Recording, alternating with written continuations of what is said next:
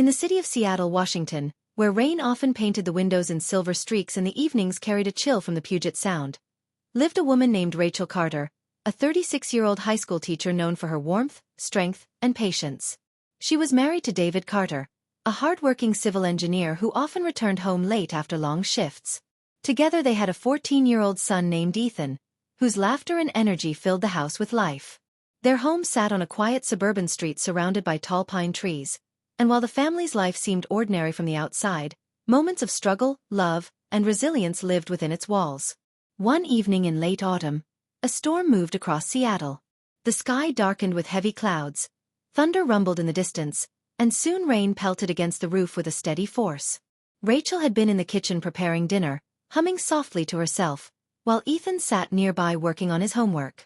David had called earlier to say he would be working late at the construction site due to weather-related delays. As the storm grew louder, the lights suddenly flickered and went out, plunging the house into darkness. The sudden quiet after the hum of electricity was startling. Rachel paused, holding the kitchen counter, then laughed softly to calm Ethan. "Looks like the storm took our power," she said. Ethan grabbed a flashlight from the drawer and turned it on, its small beam cutting through the darkness. The storm outside raged on, rain lashing the windows, wind whistling through the trees. Rachel lit a few candles and placed them around the kitchen. The soft glow created a warm circle of light that felt safe against the shadows pressing in. Ethan sat closer to his mother, not because he was afraid, but because the sudden blackout brought them together in the cozy circle of light. "Mom," Ethan said after a moment, "what did you do when the power went out when you were a kid?" Rachel smiled at the memory. "Well, we didn't have cell phones or tablets to distract us. My brothers and I would sit by candlelight, tell stories, or play games. Sometimes we'd just listen to the storm." Ethan chuckled. "That sounds kind of fun." Rachel looked at him thoughtfully and said, "Maybe we should do that now. Since it's just you and me tonight, why don't we make the most of it?" She reached for a deck of playing cards kept in a kitchen drawer and placed them on the table. The two of them sat across from each other in the candlelight, the storm roaring outside, and began to play. Their laughter filled the room each time one of them made a silly move or teased the other about losing. The atmosphere that could have felt heavy with the storm instead felt alive with warmth. At one point, Ethan put down his cards and looked at his mother. "You know, Mom, I think I like it better this way. It feels, I don't know, more real. Like we're actually spending time together." Rachel felt her heart soften at his words. In the rush of daily life, school, work, chores, schedules, she sometimes forgot the importance of simply sitting with her son, giving him undivided attention. "You're right," she said softly. "Sometimes we're so busy that we forget to stop and just be together." The night continued, and after cards they began telling stories. Rachel shared tales of her childhood storms, her parents' resilience, and the adventures she and her siblings made out of simple nights without electricity.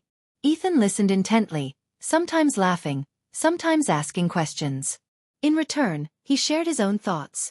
His dreams of becoming an artist, his fears about growing older, and even small worries about school that he usually kept hidden. Rachel realized how rare and precious this moment was. The storm outside no longer frightened or unsettled her.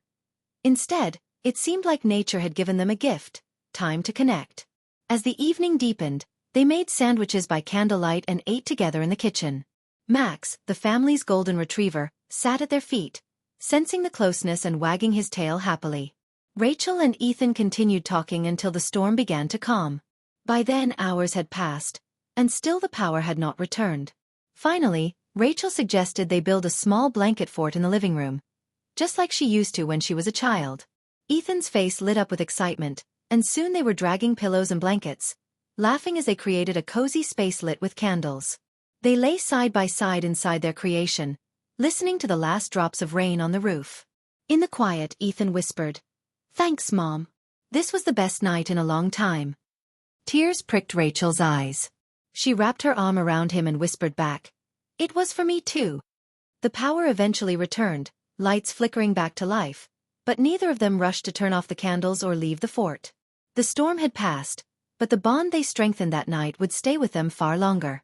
When David finally came home, he found them asleep together in the fort, the dog curled at their feet, the house glowing with warmth. He smiled, knowing something special had happened while he was away. From that night on, Rachel promised herself she would never let the rush of life steal away simple moments of connection again.